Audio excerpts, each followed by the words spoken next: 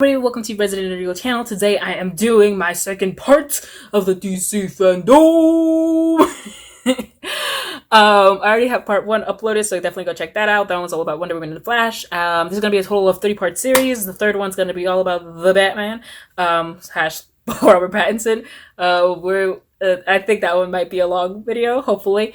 And this one is going to be all about the villains, video games, hence double V's, hence part 2. Happy accident. I swear, I just figured that out. I was like, ha! Looky. Anyways, continue with the randomness. Check out my shirt. I just heard a rumor about this shirt, actually. So if you want to know what that rumor is, I'm going to reveal to that rumor in my next video. See, now I got you hooked. Now I got to watch the next video. Now I got to subscribe. Ha-ha! In your face. Just kidding. Anyways, but going back to villains of video games, I think the first video game I'm gonna do video games, and then I'm gonna do the first video game, which is gonna be Suicide Squad. Suicide Squad is supposed to come out, I believe, at the end of next year. If I'm wrong, I will correct myself here. Yeah, so that one is going to be a multiplayer game. It doesn't have to be. You can play by yourself, and you can also switch between the characters, which I think is really awesome. And with a multiplayer game, you and your buddies can work in the same squad, which I think is, again, really cool. I'm really excited for this gameplay. I don't know, though, if when you play it, will it be multiplayer only online or only in person or both? Hopefully it's both, because because I would like it to be both, because I know a lot of games right now, when they are multiplayer, it's only online and not in person, which is just annoying. All right, so the plot pretty much is Suicide Squad is going to go up against the Justice League, which is what I thought the movie was going to be about. So actually, I'm very excited for this, just to see that. And especially, I'm excited because we're going to see Dark Superman back. Another interesting thing to note about this game, that this is a spin-off of the Arkham Asylum storyline, and it's not a spin-off of Injustice, which I found interesting because, again, we're touching upon Dark Superman. So I don't know if this is even going to deviate into the multiverse at all, or what's going on. I mean, I personally love Dark Superman, especially in the Justice. Like, I think that there's just so much to do with a Dark Superman. Not only is he, like, the most powerful being in the universe, but also I think it touches a lot upon kind of his unwavering faith in humanity, and how he would just never like to see humans for what they really are, which is humans, which is morally corrupt, vindictive, and evil, kind of how Batman sees them. But again, Batman sees humans for what they are, not just morally corrupt, evil, blah, blah, blah. He also sees them for compassionate, loving, caring creatures. So he sees both sides, and that's what makes Batman Batman, versus Superman. He's always just seen the lovey-dovey side. He's just sort of romanticized humanity. There's just so much about Dark Superman that I could go on. I think that they should really do that. I especially think that Dark Superman could really be a great plot point, especially as he gets older. Like, I think a Dark Superman in his old age would be a very interesting concept. Kind of have the thing Batman Beyond, but again, Dark Superman's like a whole other thing I could trail off of. But anyway, so that's Suicide Squad. Again, I wish they would have released it this year, just with everything going on. But I get, if they still need to develop some things, take your time, y'all. Take your time.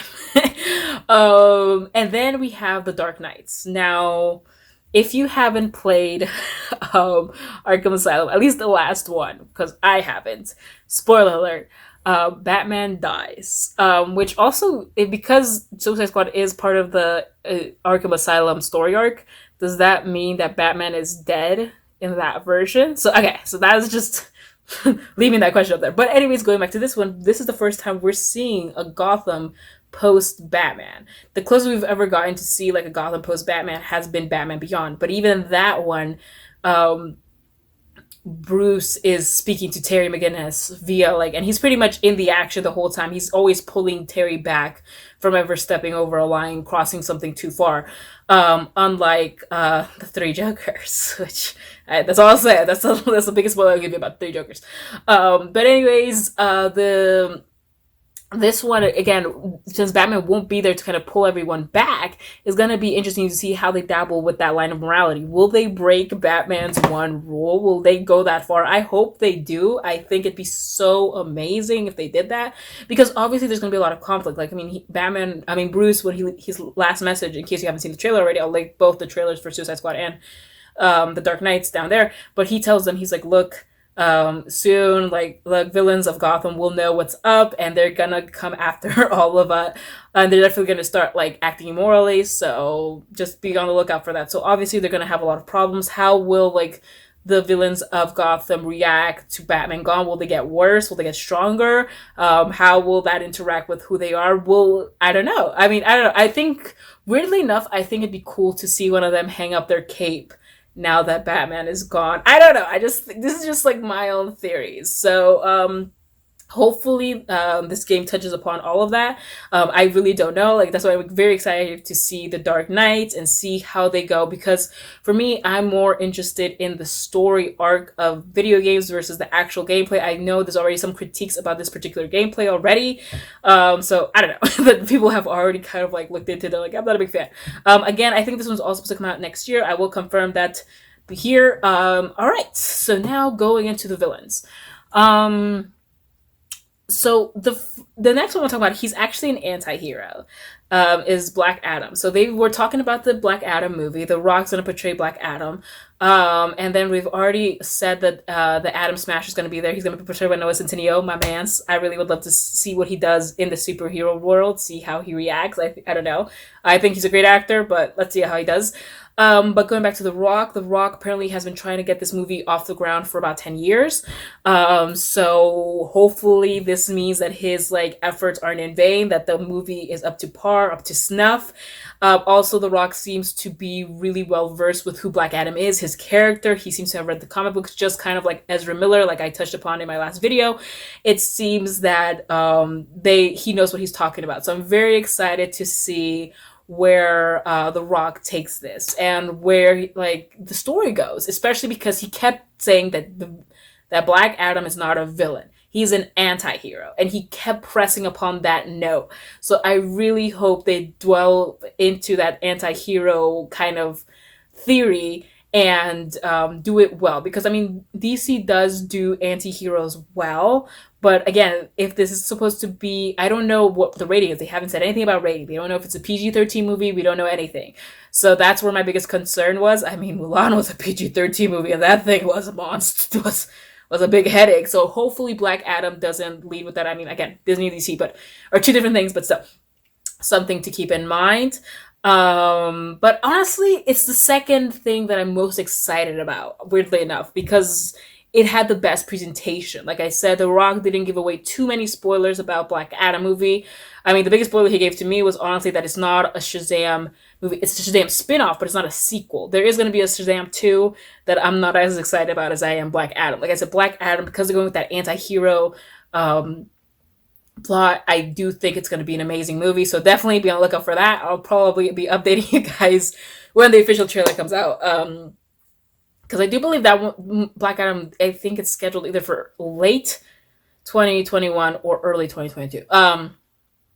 I'll confirm that here. But again, it's scheduled, so it might get postponed. We just don't know, especially with everything going on. I mean, Wonder Woman has already been postponed like 1,000 times. So, understandably, guys. It's not me hating. I get it. No, I understand. And then the last thing I want to talk to you guys about is Batman, The Three Jokes. If you haven't bought it, go to your local comic book store. Do not go to Barnes & Nobles. Do not read it electronically. Go to your local comic book store with a mask. And support your small business. Don't let our comic book stores go out of business. I love Comic Book Day. I have Comic Book Day, my version. Sometimes I go to the Yu-Gi-Oh store. Sometimes I go to comic book store. Just depends on my vibe. The second part, so it's a 3-part series. It's completely independent. It's not like a continuous story unless they decide to change that later on. It's an independent thing. So you don't have to catch up on it. You just need to know kind of where the DC universe is. There's this helpful link, I'll link it down below, that kind of tells you which comic books are key to read to kind of understand what's kind of going on. They're also basing it off the New 52 storyline. So because if you guys have read A Death in the Family, and just like kind of a continuation, one thing that to note is that Barbara Gordon is paraplegic. I believe that's correct. And so, but for the New 52, they actually have her healed. They have her do like an experimental surgery in Africa.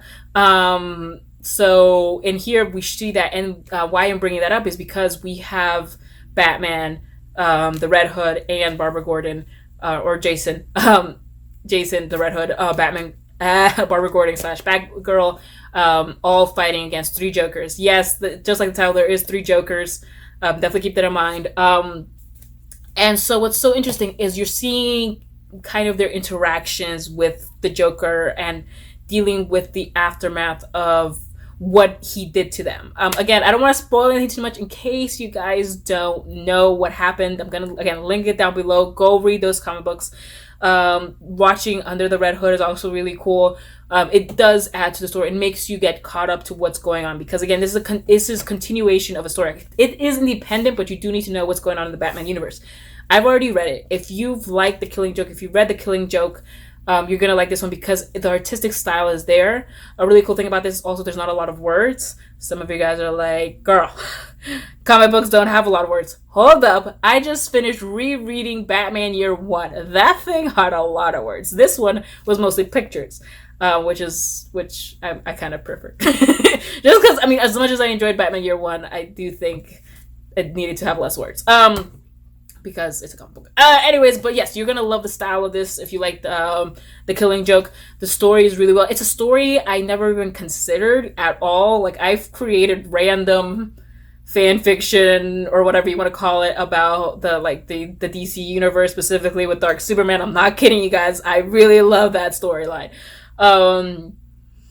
So this one is a story that I never considered. So I'm really excited. I definitely now I'm like, oh my gosh, they need to finish this. So I'm very excited. I think part two is coming out, I believe September. I think actually now, September 30th. I'll confirm the date right here. And then part 3 is gonna come out in late October. So you can have all 3 of them by October. I'm really excited. It's really good. It leaves on a cliffhanger. Read it. Go get it. It's amazing. It just came out last month. So no spoilers. Read the first one so that way you're not spoiled with what happens when the second one comes out.